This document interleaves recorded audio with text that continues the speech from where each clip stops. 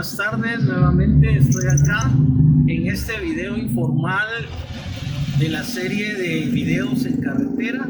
para tocar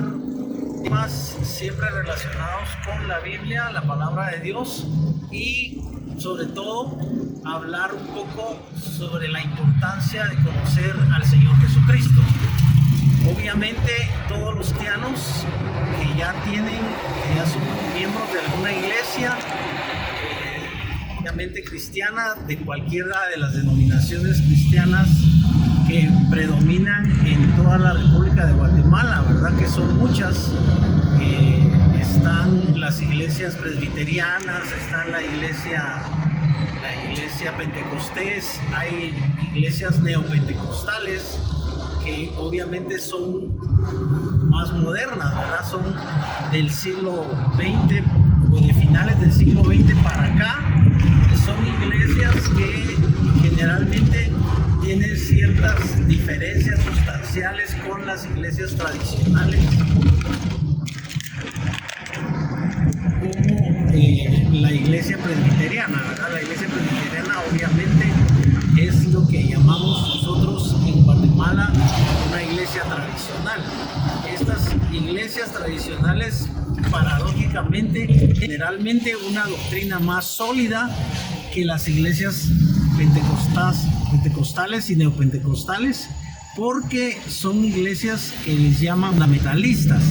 en el sentido de que su doctrina es 100% bíblica, ¿verdad? Y no aceptan fácilmente ninguna doctrina o ninguna corriente, por así decirlo, como pasa, corriente doctrinal, ¿verdad? Como pasa en la iglesia pentecostés y neopentecostal. Por darles un ejemplo, el fenómeno de la unción que en las iglesias pentecosteses y neopentecostales se considera parte de la doctrina, ¿verdad? Y es el hecho de que el pastor o el apóstol o el líder de esa iglesia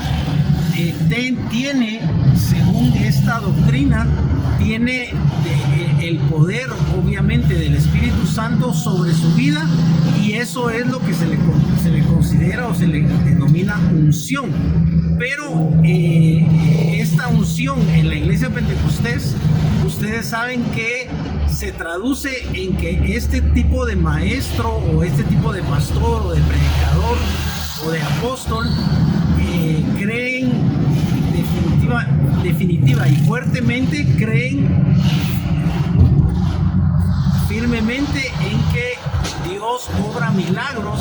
a través de ellos, ¿verdad? O sea un evangelista, o sea un pastor, o sea un apóstol,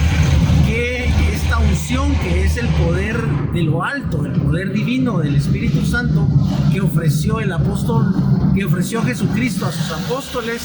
y que cuando viene el día de Pentecostés, hace 2000 años,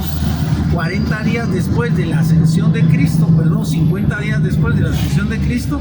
este día de Pentecostés, el Espíritu Santo viene y se derrama sobre los apóstoles y los discípulos, que dice la Escritura en el libro de Hechos que eran como 120, y sabemos que este poder es el que Cristo les ofrece a sus apóstoles, y les dice que recibirían este poder cuando viniera sobre ellos el Espíritu Santo. Y actualmente en nuestro siglo el Espíritu Santo sigue bautizando, sigue dando esta unción poderosa no solamente sobre los que son siervos, sino también sobre los cristianos aparentemente los cristianos nominales, ¿verdad? O sea, los cristianos que realmente no están involucrados en el servicio y que no tienen un cargo o ningún privilegio, porque ese poder del Espíritu Santo no está condicionado a que una persona tenga que ser pastor o tenga que ser apóstol o tenga que ser evangelista para tenerlo, porque es una promesa que Cristo hizo a los apóstoles en general, a los discípulos, y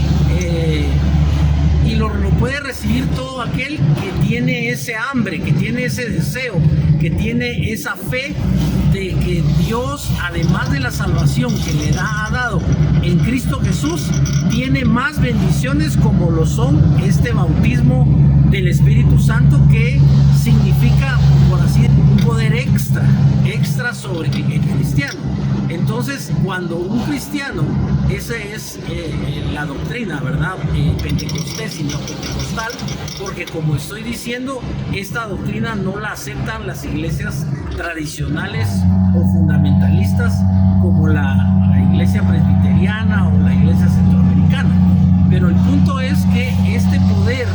que es obviamente sobrenatural del Espíritu Santo, nos permite tener otro tipo de experiencia con Dios posteriores a la salvación, porque lo más importante realmente es obtener la salvación, y que el don del Espíritu Santo, porque así lo llama la Escritura, es posterior a que uno se reconozca pecador, a que uno se arrepienta y a que uno le pida a Dios que lo salve, ¿verdad? Que le pida a Dios que Cristo habite en él. Todos aquellos que hemos hecho con fe esta oración y que hemos recibido esa nueva naturaleza divina que la Biblia explica, por ejemplo, en el Evangelio de Juan, en el capítulo 3, donde Cristo le habla y le explica a un maestro de la ley que era fariseo, que se llamaba Nicodemo. En este capítulo Jesús le explica a él que es necesario que se nazca de nuevo. Y entonces, y Jesús le dice que es necesario que nazca del agua y del Espíritu. Y Jesús le explica a Nicodemo, que ya es un hombre bastante maduro, digamos un anciano, le explica que él necesita ser engendrado por Dios mismo para convertirse en hijo de Dios. O sea que no se es hijo de Dios solo por el hecho de, en el caso de Nicodemo, solo por el hecho de ser un israelita, ¿verdad? Actualmente no son hijos de Dios solo los que son israelitas, por así decirlo, porque nacieron en esta cultura, sino que Jesús le explica a Nicodemo que le es necesario nacer del agua y del Espíritu, ¿verdad? El agua se puede interpretar de dos formas. Se puede interpretar como la palabra de Dios, que es agua espiritual que limpia, y también se puede interpretar como el agua física del bautismo, que recuerden ustedes que es una señal para el mundo de que tú te has entregado y te has consagrado a Dios. Cuando tú te entregas a Cristo y tú le pides a Cristo que te salve, le pides a Cristo que te perdone, le pides a Cristo que te limpie de tus pecados, Cristo por supuesto lo hace, porque tú lo haces genuinamente y lo haces en serio, ¿verdad? Entonces, definitivamente, si tú lo estás haciendo solamente por llenar un requisito, solamente de diente a labio, como decimos, no va a pasar nada en tu vida. Pero tú sabes que si tú lo haces sinceramente, lo haces de corazón y sobre todo lo haces con fe, es decir, con la certeza de que realmente tú ya has sido convicto, ¿verdad?, de que eres un pecador y de que necesitas el perdón de Dios. No solo tú, sino yo y todo el mundo necesita de Cristo, porque sin Cristo no podemos salvarnos. Entonces, es esta maravilla del Evangelio que nos permite nacer de nuevo. La Biblia dice nacer del agua y del Espíritu, para que nosotros podamos recibir este nuevo nacimiento que se convierte en la salvación para nosotros. Hemos hablado acerca de la unción, que es una doctrina particularmente de las iglesias pentecosteses y neopentecostales, al menos en Guatemala, ¿verdad? Pero también, por supuesto, en muchos países de Latinoamérica se cree de esta forma, que los hombres, como todos sabemos, ¿verdad? Los hombres que todos somos falibles, que no hay ningún hombre perfecto, pero aún así somos, me voy a incluir, o sea, cierta modestia, ¿verdad? Podemos ser y somos siervos de Dios que podemos tener el privilegio de ser un recipiente o ser un instrumento de nada menos que del poder del Espíritu Santo, ¿verdad? Y esto es lo que estamos hablando, que la Iglesia Pentecostés reconoce como la unción que puede tener un ser humano, un siervo de Dios, que puede ser pastor, puede ser evangelista, apóstol, pero incluso la pueden tener los miembros nominales, ¿verdad? Miembros, por así decirlo, comunes y corrientes, que no están sirviendo a Dios en ningún ministerio, porque esto es cumplimiento de la promesa de Cristo que obviamente Cristo les hace a sus apóstoles y a sus discípulos después de que resucitó, ¿verdad? Él les ofrece que vendría sobre ellos el Espíritu Santo y que entonces recibirían poder. Ese poder obviamente es invisible, pero es el que nosotros creemos que obra por fe para que haya sanidades, para que haya señales en la iglesia, para que haya milagros, y estos milagros obviamente siempre se le atribuyen a Dios. O sea, ningún evangelista, ningún apóstol o ningún pastor que posea la unción, entre comillas, que es este poder del que estamos hablando y es en el que creemos los pentecosteses, el resultado de esta unción, de este poder, es ese milagro que por supuesto es siempre realizado por Dios, ¿verdad? Nunca es realmente realizado por ningún hombre, porque la gloria siempre es de Dios, y la escritura es clara cuando dice que Dios no comparte su gloria con nadie. Así que los cristianos tenemos muy claro que si Dios va a obrar un milagro a través de una persona, es por el poder del Espíritu Santo. Sin embargo, también estamos platicando de que algunas denominaciones evangélicas tradicionales o fundamentalistas no creen en esto. O sea, simplemente sí creen que Dios puede obrar milagros y sí oran por los enfermos, pero en sí no creen, por ejemplo, en la imposición de manos, y no creen que el poder fluya de parte de Dios a través de una persona de carne y hueso, sino que ellos creen que ellos, como siervos de Dios, como pastores o como ancianos, ¿verdad?, de estas iglesias presbiterianas básicamente, o bautistas, creen que sencillamente su obligación moral es solo orar, y que Dios es el que hará o no el milagro de sanidad o algún tipo de milagro que Dios que se le pida a Dios que haga, y que Dios obrará sin que necesite también, entre comillas, ¿verdad?, sin que Dios necesite que haya una persona que forzosamente te imponga la mano, que es lo que creemos en la iglesia pentecostés. Ahora, independientemente de esto, la gente, si ustedes se dan cuenta, la gente que no está todavía dentro de la iglesia, que no forma parte de la iglesia, que sí creen en Dios, sí creen en Cristo, pero realmente son más agnósticos, como dijo un amigo, ¿verdad? O sea, están en una posición intermedia en la que creen y a la vez no creen. O sea, creen, pero a la vez no se involucran en alguna iglesia, no consideran que es determinante formar parte de una iglesia, y que es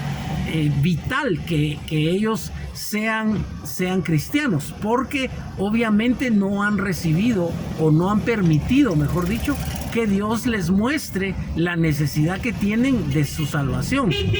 porque obviamente todos tenemos necesidad de la salvación, pero solamente aquellos que permiten la obra del Espíritu Santo, que dice la Biblia que es el que convence de pecado, de justicia y de juicio, solo aquellos que permiten esta obra en su corazón, en su conciencia, son los que se reconocen pecadores, y son los que en determinado momento se rinden a Cristo, y son los que, como todos los cristianos actualmente, van a recibir lo mismo que nosotros, la gracia de Dios que está manifestada nada menos que en la persona de Cristo. Esta gracia es, ustedes saben, es el don inmerecido de la salvación, es el don inmerecido del perdón. O sea, nosotros realmente no merecíamos ser perdonados, porque todos nosotros, dice Isaías, como ovejas nos descarriamos. Dice que todos a una nos hicimos inútiles. Isaías es muy claro al decir que cada cual agarró por su camino, o sea, cada cual tomó su decisión de cómo quería vivir, cada cual decidió si quería ser heterosexual o quería ser gay, y las mujeres si querían ser heterosexuales y casarse y formar un hogar y ser madres de familia, o querían ser lesbianas, ¿verdad? Y asimismo cada uno eligió su profesión, y algunos no han sabido elegir y eligieron, por ejemplo, vender drogas y se volvieron traficantes de drogas, y después se volvieron narcotraficantes, y de repente pararon presos y de repente murieron, porque murieron en la cárcel o en determinado momento por sus caminos. Obviamente el final de su camino no fue la salvación ni va a ser la gloria, sino el final es la muerte física, y además va a ser también la condenación eterna. Entonces definitivamente tenemos que estar claros en que esto es lo que Dios tiene para nosotros, nada menos que un plan de salvación que requiere de parte de nosotros fe. La fe, porque recuerden ustedes que sin fe es imposible agradar a Dios. Espero que todos puedan recibir fe de parte de Dios al escuchar un poco sobre el tema de la salvación, y sobre todo sobre la importancia de entregar la vida a Cristo, de poder consagrar uno su vida a Cristo. Yo te voy a invitar esta tarde a que tú, después de ver este video, tú medites en tu corazón y ores tú directamente a Dios, pidiéndole la salvación de tu alma en Cristo Jesús. Dios te bendiga.